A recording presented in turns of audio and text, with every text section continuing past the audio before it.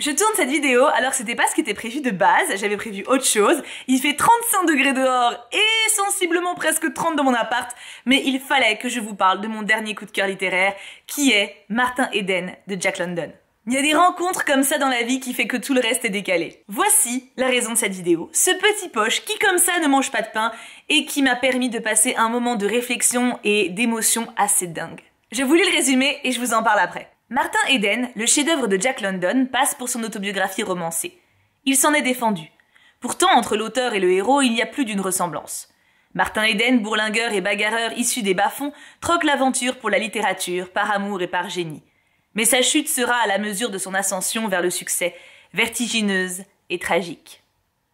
Alors le résumé ne dit pas grand-chose, donc je vais me permettre de vous donner le contexte de cette histoire, puisqu'en soi, là on est plus sur l'avis, voilà, c'est un commentaire fait par Claude Sandré, que je ne connais pas, et donc on n'est pas vraiment sur l'histoire de ce roman. On est sur donc la vie de Martin Eden, et le roman commence justement avec Martin, qui vient de sauver la mise à un jeune bourgeois, un jeune aristocrate, à une soirée un peu arrosée, il l'a vu en difficulté, il est allé l'aider. Et du coup, Martin, c'est quelqu'un qui bosse sur les bateaux, c'est un ouvrier, c'est un mec du peuple, et il se fait inviter dans la famille de ce mec. Très bien, il y va, bon, il est hyper gêné, c'est vraiment le début, hein, c'est vraiment le premier chapitre, là, ce que je vous dis là.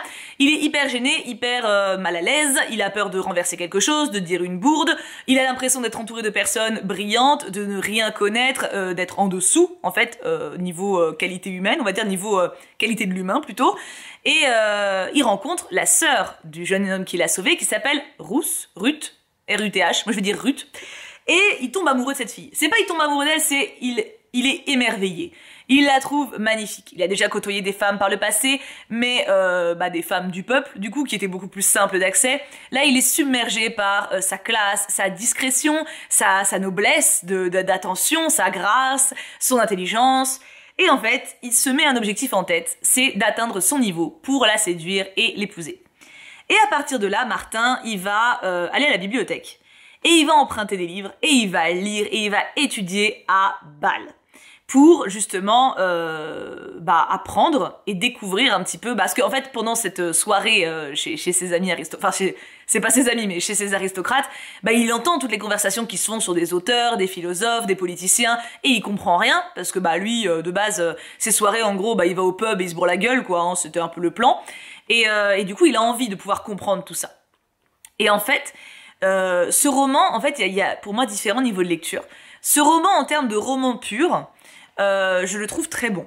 Le personnage de Martin est attachant, assez pour qu'on ait envie qu'il s'en sorte, pour qu'on ait envie qu'il avance, mais c'est pas ce niveau-là que je trouve le plus passionnant.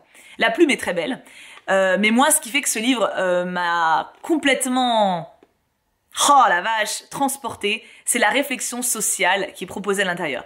Je vais pas dire là, je vais dire les. Parce que mon Dieu, il y a 1 million de réflexions encore actuelles aujourd'hui, qui nous prennent aux tripes et qui nous font réfléchir et dézoomer sur ce qu'on est, sur notre société et sur comment tout ça se fonctionne. Bien entendu, je ne vais pas vous spoiler, donc je ne vous dévoilerai rien de l'intrigue, hein, du développement de Martin, etc., de son chemin, des rencontres qu'il fait, de son évolution de pensée, mais je peux me permettre, sans vous spoiler, de vous parler des thématiques qui sont abordées pour le coup au sens large.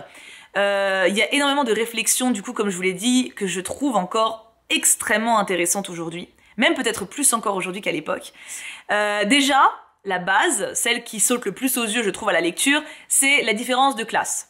Que, évidemment, pas de gaieté de cœur, mais quand tu viens du peuple, entre guillemets, quand tu es dans un milieu ouvrier, tu n'as pas le même accès à la culture, ou même à l'instruction, que d'un milieu plus aisé. La norme de l'instruction n'est pas la même dans ces deux classes sociales-là, et encore plus au-delà, j'imagine, mais on s'arrête à là.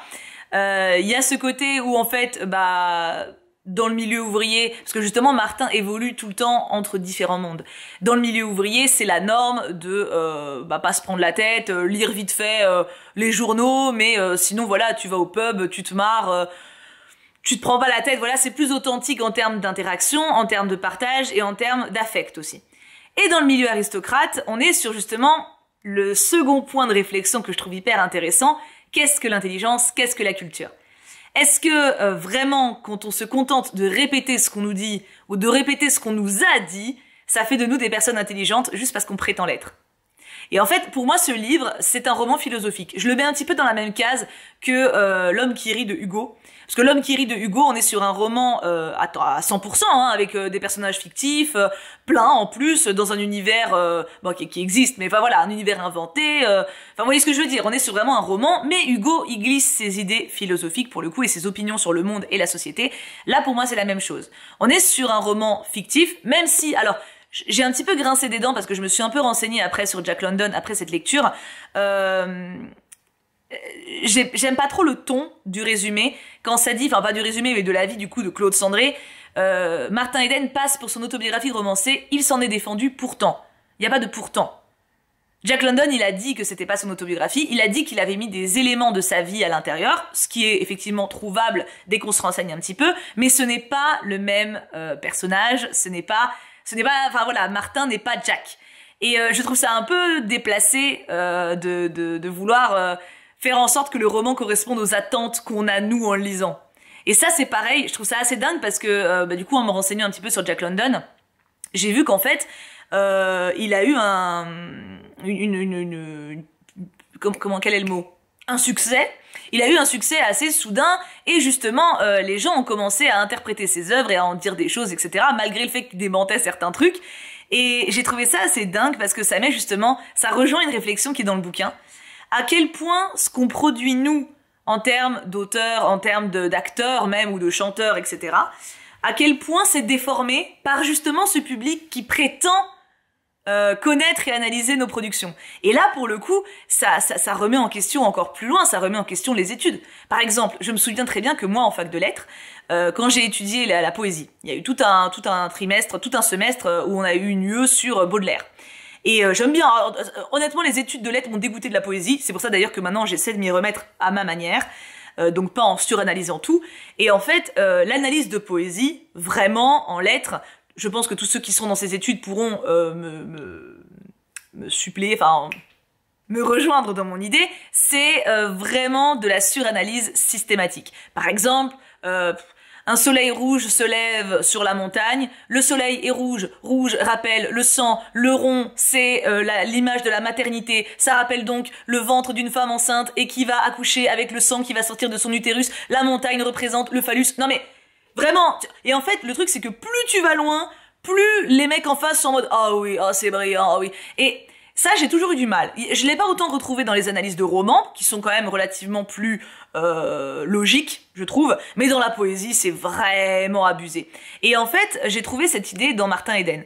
Ce côté où tu produis quelque chose, culturel, ou même, enfin voilà, pas forcément d'un grand niveau, mais tu produis quelque chose, et en fait, les gens intelligents, les gens qui se trouvent intelligents, qui s'estiment intellectuellement supérieurs, vont analyser ton œuvre et ils vont trouver que ça a plus de valeur que ce que toi tu en dis. Je sais pas si je suis claire, mais j'ai trouvé cette réflexion hyper intéressante. Et il y a également tout un message que j'ai trouvé fascinant sur la célébrité. De manière générale, je vais donner un exemple qui exprès n'a rien à voir pour pas risquer de vous spoiler ce qui peut se passer dans le bouquin. Parce qu'on croise différents personnages autour de Martin. Il n'y a pas que Martin. Il a notamment un très bon ami à un moment. Bref, imaginons... tous les jours, vous vendez des petits chocolats dans la rue. Voilà, tous les jours, vous vendez des petits chocolats dans la rue et tout le monde se fout un peu de votre gueule. En mode, oh, toi avec tes chocolats, oh, ils sont pas fous en plus, bon, je t'en prends un pour te faire plaisir, mais vraiment, c'est tout, c'est fini. Enfin, tu vois, vraiment, on se fout un peu de ta gueule et tout. Puis à un moment... T'as un critique culinaire hyper balèze qui arrive, qui mange un de tes chocolats, qui est en mode « Oh la vache, c'est incroyable. Meilleur chocolat ever. » Et là, bim, il te paye une chocolaterie, il te paye une boutique, il te sponsorise, et tu deviens genre le meilleur chocolatier de ta ville. T'es waouh! Et tout le monde vient dans ta chocolaterie, y compris ceux qui t'ont méprisé avant. Et du coup, les gens mangent tes chocolats. Ces mecs-là qui t'ont critiqué avant, ils mangent tes chocolats, ils sont en mode « Oh, qu'est-ce que c'est bon. Oh, j'ai jamais rien mangé de pareil. C'est exceptionnel. » Et toi, t'es en mode « C'est les mêmes chocolats, en fait. Pourquoi maintenant tu les manges? Pourquoi maintenant tu les kiffes, mes chocolats? C'est le contexte? C'est parce qu'il y a le super critique gastronomique qui a dit que j'étais génial? Ça veut dire qu'avant, ton avis, ton opinion n'avait pas de valeur, n'était pas assez valable pour que tu me valorises? Il fallait que quelqu'un d'autre pense à ta place? Vous voyez ce que je veux dire? Et alors, cet axe de réflexion particulièrement m'a beaucoup marqué parce que c'est normal d'appuyer nos réflexions sur d'autres personnes. La culture, c'est aussi ça. Hein. Par exemple, je sais pas, si je veux dire, moi j'ai l'impression que l'homme est meilleur à l'état de nature et que l'état la corrompt, je vais citer Rousseau. Parce que c'est un philosophe qui va penser mon propos. Donc je vais m'appuyer sur d'autres mecs qui ont pensé comme moi, ça donne un peu plus de background, tu vois. Mais si j'arrive et que je dis, ah, de toute façon, moi je pense comme Rousseau. Et tu sais, sans m'être renseigné, sans m'être... Dans ces cas-là, t'abandonnes en fait toute capacité de réflexion. Et t'es juste dans ta propre... dans juste de la copie pure et simple de la pensée de quelqu'un d'autre. Et là, tu perds tout libre arbitre. Et en fait, je trouve que cette pensée-là, j'espère que je me perds pas trop dans ce que je dis. C'est juste que ça me passionne vraiment et je pourrais en parler des heures. Mais je trouve que cette pensée-là, elle est d'autant plus d'actualité aujourd'hui avec l'ère des réseaux sociaux. Et ça, c'est un truc que bien évidemment Jack London n'aurait pas pu anticiper. Et tant mieux, parce que je pense que vraiment, il aurait pas aimé ça. Le côté où c'est même pas qu'on s'appuie sur quelqu'un qui est documenté maintenant. C'est pas juste on cite un député, un professeur, un philosophe. Non, maintenant on va citer Pierre-Paul Jacques qui a donné son avis sur un TikTok ou sur un post Twitter. Et du coup, cette capacité qu'on a de base de réflexion, d'analyse et de croiser les sources, etc., on l'abandonne de plus en plus en faisant confiance à l'avis de n'importe qui. Et j'ai trouvé que dans ce livre, il y avait un dézoom par rapport à ça qui est... Wow. Alors, ça remet, je trouve que ça remet en question aussi nous. Enfin, c'est-à-dire que moi, en tant que lectrice, j'ai eu un moment de, ok, du coup, est-ce que moi, ma manière de raisonner est bonne? Est-ce que je ne m'abandonne pas trop facilement aussi aux pensées d'autrui? Est-ce que j'essaie moi-même de construire ma propre réflexion? Et forcément qu'il y a des choses, l'histoire est écrite par les vainqueurs. Je veux dire, forcément, il y a des choses où j'arrive pas à croiser les sources, tu vois. Mais je trouve que avoir ce type de réflexion, c'est hyper intéressant. Après, je suis pas en train de dire du tout que le personnage de Martin, c'est un modèle. Loin s'en faut. Je pense que le personnage de Martin n'a pas du tout été écrit pour être un modèle. Je pense qu'il a été écrit, au contraire, pour montrer un humain en proie, d'où la partie aussi autobiographique qu'il y a dans ce roman pour Jack London. C'est un humain qui a tous les doutes, une grosse partie des doutes et des peurs et des angoisses de son auteur, et il a certes des côtés passionnants et brillants, mais comme tout humain, il a un versant négatif. Je suis loin de partager toutes les idées de Martin Eden. Il a notamment des idées politiques qui ne sont pas les miennes, du genre... et d'ailleurs qui n'étaient pas non plus celles de Jack London, qui pour le coup était même à l'opposé. Et il est en mode... que si tu fais pas partie des meilleurs, tu dois accepter de t'éteindre, tu vois. Qu'en gros, un peu à la Rousseau, que l'homme à l'état de nature, dans la nature, c'est les meilleurs qui gagnent, et que donc, quand t'es pas le meilleur, tu fermes ta gueule et tu t'écrases. Il est pour une société portée par les dominants, tu vois ce que je veux dire? Donc c'est évidemment pas ma façon de penser, enfin évidemment, ça aurait pu, mais non. Et encore une fois, ça c'est même pas un spoil, hein, c'est vraiment dans une discussion qui a lieu, et ça dure 5 échanges, même pas, donc voilà. Mais en fait voilà, je trouve que c'est un bouquin qui ne glorifie pas son héros, loin de là. C'est d'ailleurs au contraire très réaliste, tant pour les points positifs que négatifs de l'humain, mais c'est surtout, je trouve, en termes de réflexion, de sociologie et d'humanité avec un grand H, sur comment on fonctionne, comment on est aussi cloisonné dans les rôles que la société nous donne. Ça, j'ai trouvé ça parce que, de base, t'as l'impression que les aristocrates sont mieux lotis que les mecs du peuple, que les ouvriers. Et dans un sens, c'est le cas, puisque, ne serait-ce qu'en conditions de vie, ils ont de l'argent, donc ils mangent décemment, ils ont pas froid, enfin, tu vois. On est sur une époque où la différence de classe était encore plus frappante qu'aujourd'hui. Aujourd'hui, le niveau de pauvreté est moins haut. Il y a toujours des gens qui sont pauvres, malheureusement. Je parle en France, hein, je veux pas m'aventurer dans les autres pays, parce que c'est encore plus compliqué. Mais évidemment qu'il y a des gens qui sont pauvres, mais techniquement, il y a plus d'enfants qui meurent de faim dans la rue, tous les 4 croisements. Parce qu'à l'époque, il y en avait vraiment, tu sortais dans certains quartiers, t'avais des gosses qui crevaient sur les trottoirs. Tu vois, vraiment, c'est une autre époque. Hein. Donc on est sur une différence de classe qui est plus subtile, qui se ressent quand même, mais qui est quand même là. Et en fait, ce que je trouve très intéressant, c'est que ça montre bien que l'ouvrier, en fait, est tellement obnubilé par son travail, il a tellement pas le temps, forcément quand tu bosses 12 heures par jour, que genre tu vas lui parler de lire un bouquin, ou de te cultiver, ou je sais pas, d'être curieux. Il va être en mode, quand je dors et je mange, puis à la limite, quand j'ai le temps, j'ai pas envie de penser, j'ai envie d'oublier dans quel monde je suis. Et à l'inverse, le milieu bourgeois aristocrate, où t'as l'impression que du coup ils sont mieux, ils le sont en termes de confort de vie, d'espérance de vie, tout ça, mais en même temps c'est vain. C'est un espèce de mini-clan qui obéit à des codes. Et si tu sors un tant soit peu de ces codes, si tu proposes quelque chose de culturellement différent, avec quelque chose de surprenant, personne va te suivre. Parce que ça doit suivre en fait justement ce schéma de société dans lequel on est. Et à l'inverse d'ailleurs pour le milieu ouvrier, si t'as un mec qui va pas boire avec les autres, là je cite le roman, hein, ou si tu as, je sais pas, tout le monde va au bal de Ginette le vendredi et que toi t'y vas pas, tu vas être marginalisé. Et en fait j'ai trouvé que cette réflexion de groupe en société, quel que soit le niveau de classe, est hyper intéressant.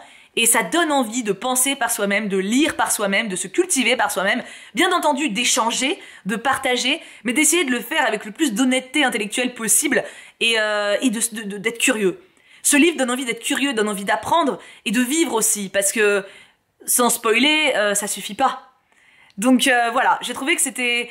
En fait, pour le coup, je m'en sors bien parce que j'ai fait 15 minutes à vous parler des idées de ce livre, on va dire en termes de sociaux, mais j'ai pas du tout parlé du contenu du roman, j'ai pas parlé des problèmes de Martin, j'ai pas parlé de ses réflexions, de ses monologues des fois, de pensée, de ses tirades qui sont tellement bien écrites, tellement prenantes, de ce clivage que tu ressens entre lui et son entourage parce qu'il sait plus où se positionner. Enfin, c'est... Et puis aussi de la critique politique qui a eu lieu dans ce bouquin, parce que actuellement ces critiques ne sont plus pertinentes, mais à l'époque, il pointe du doigt les conditions de travail justement du peuple, comme quoi les mecs n'ont pas le temps de vivre. Enfin, politiquement parlant, c'est fort, tu vois, c'est vraiment, c'est engagé. Et pour le coup, j'ai été très touchée de voir, parce qu'en fait, alors surtout faites attention quand vous lisez Martin Eden, il y aura sans doute une préface avant, lisez bien les préfaces après le roman. Très souvent, sauf, je parle pas dans les young adultes actuels, mais dans les romans classiques, les préfaces en fait c'est des lettres assez grandes, ou des discours faits par des personnalités qui parlent du livre, donc ça spoil allègrement. Si jamais vous lisez Martin Eden, lisez bien la préface après, et en fait la préface donne quelques détails sur justement Jack London. Je suis allée m'enseigner moi un petit peu après. Et en fait, ce que j'ai trouvé dingue, c'est que quand il a sorti Martin Eden, les gens vraiment ont fait ce qu'il a condamné dans le livre. Justement, ce procédé de société de s'approprier ce qu'il a fait, de pas voir les messages importants et au contraire de se contenter de pointer du doigt les trucs superficiels. Et en fait, vraiment, quand j'ai lu comment les gens ont réagi et à quel point justement c'est un cercle infernal qu'il a extrêmement bien analysé puisque ça s'est produit carrément pour lui, j'étais en mode mais c'est fou. C'est fou comme en fait il y a une volonté de négation de son propre caractère, de sa propre façon de fonctionner. Enfin, voilà, j'ai trouvé le parallèle entre Jack London et Martin Eden du coup fascinant. Le fait qu'il ait dû nier lui-même plusieurs fois que non, c'était pas autobiographique, etc. Et que les gens ils continuent en mode si. Ah bah si, c'est autobiographique, si. Monsieur, bah si, c'est vous. Le mec il a fait mais non, j'ai mis des anecdotes de ma vie, certes. Genre à un moment Martin Eden bosse dans une... truc pour laver le linge, buanderie, et effectivement Jack London a bossé dans une buanderie jeune, il a mis des trucs comme ça, tu vois, qu'il a vécu, il l'a mis à son personnage. Il l'a dit, il a fait oui, j'ai mis des extraits de ma vie, mais je ne suis pas Martin Eden. C'est mon personnage, c'est pas moi. Et les gens, si, mais si, c'est vous. Enfin, oh mon dieu, quand j'ai lu ça, j'étais en mode, mais les gars, vous avez lu le livre? Vous faites exactement ce comportement singesque qui pointe, c'est fou. C'est fou! J'ai trouvé que cette sortie du bouquin, justement, pour aller dans le monde réel, apportait quelque chose de beaucoup plus dramatique encore à ce roman. Et bref, je m'arrête là. Je ne sais pas si j'ai été très claire. J'avais besoin d'en parler. J'avais vraiment besoin d'extérioriser tout ce que j'en pensais. J'en ai parlé à Kim déjà, parce que... alors Kim, ce qui est bien, Kim ne lit pas beaucoup, et quand je lis un bouquin, je peux lui spoiler intégralement tout, puisque de toute façon, il va pas le lire. Et du coup, bah là, c'est ce que j'ai fait. Je lui ai tout raconté en détail, en lui donnant mes impressions, en lui donnant mon ressenti sur chaque chapitre, quasiment. Enfin, à la fin, tu vois, mais genre... Je suis remontée chronologiquement sur tout, et je lui en ai parlé pendant genre une demi-heure, et... C'est fou, je trouve ce livre d'une force et d'une capacité de réflexion absolument dingue. Et le personnage de Martin Eden, il permet, je pense, pour nous lecteurs, de réfléchir à ce qu'on veut vraiment pour nos vies, et pour nos intellects, pour notre façon de penser, enfin pour tout quoi, et pour le monde dans lequel on veut vivre aussi, parce qu'on peut le faire changer, ça dépend de nous, et manifestement, pour le moment, on n'a pas réussi quoi. Ça fait 50 fois que j'ai dit que je m'arrêtais, j'ai du mal. Je m'arrête pour de bon. S'il vous plaît, donnez-moi votre avis en commentaire déjà sur cette vidéo. Est-ce que je vous ai donné envie de le découvrir? Est-ce que je vous ai rendu un petit peu curieux? Si jamais vous avez déjà lu ce livre, donnez-moi votre avis. En plus, je l'ai pas dit, mais j'avoue que je l'ai commencé. Tout le monde me l'avait vendu en mode c'est un chef-d'œuvre. Enfin, tout le monde. Les avis sur internet, il est considéré comme un classique, il me semble. J'avais vu tout le monde, voilà, de manière générale, reconnaître que c'est un livre qui est un chef-d'œuvre. Et forcément quand on me vend à ce point quelque chose, j'y vais avec un petit attends Coco. Non parce que j'ai eu Belle du Seigneur, tu veux, donc calmons-nous Jack. Et oui, j'ai été totalement emportée, mais on va dire qu'en plus j'avais un a priori pas ouf En mode, alors, je m'attendais pas à ce que ce soit mauvais, mais je m'attendais à pas forcément être emportée. Je m'attendais à lire quelque chose qui allait passer, quoi. Donc, malgré mon a priori négatif, j'ai été totalement emportée, ce qui rajoute un point pour moi à ce livre-là, parce que forcément, quand t'attaques avec un a priori négatif, pour moi, ça demande à ce qu'on lit ou à ce qu'on voit d'être un peu au-dessus de juste très bon. Je pense que si vous intéresse, vous pouvez foncer. La plume n'est pas compliquée. La plume n'est pas compliquée. C'est pas une écriture empoulée, c'est simple à lire en termes de vocabulaire. C'est plutôt en termes de message et de réflexion que voilà, pour le coup, pour moi, c'est un ouvrage où il y a une part de philosophie et c'est un peu comme L'homme qui rit de Victor Hugo. Je le mettrai pas dans les mains d'un lecteur qui débute parce que il y a beaucoup d'infos et quand t'es pas habitué à lire un roman de base, il faut le temps de l'assimiler. Ça ne veut pas dire que vous êtes idiot, ça ne veut pas dire que vous n'êtes pas capable de le lire. Ça veut dire que c'est comme quand on va faire du sport. On va pas faire un marathon tout de suite de 500 km, on va commencer par faire un petit footing quotidien. Il n'y a pas de mauvais niveau de lecture, il n'y a pas de lecteur mauvais, il n'y a pas de mauvaise lecture. Lisez à votre rythme, mais voilà, vous mettez pas des trucs trop compliqués. Celui-ci, honnêtement, il est pas trop long, il fait 500 pages, et la plume est plus accessible que Hugo, clairement. On est vraiment sur un langage populaire les 3/4 du temps. C'est simplement, comme je vous le dis, voilà, il y a une partie, ça s'est entendu, je pense, avec ma vidéo, une partie assez philosophique également, qu'il faut prendre en compte quand on appréhende ce genre de bouquin. Si vous en avez jamais lu ou si vous commencez la lecture, commencez peut-être pas avec celui-là. Et une fois que vous aurez fait quelques footings, let's go! Je vous fais 1000 bisous et je m'arrête cette fois-ci. Ça fait 8 fois que je le dis, mais c'est pas grave, cette fois c'est la bonne. Je vous aime très fort, merci d'être là. J'ai hâte de vous lire et bonne lecture à tous, quelles que soient vos envies de lecture du moment. Mouah, bisous tout plat.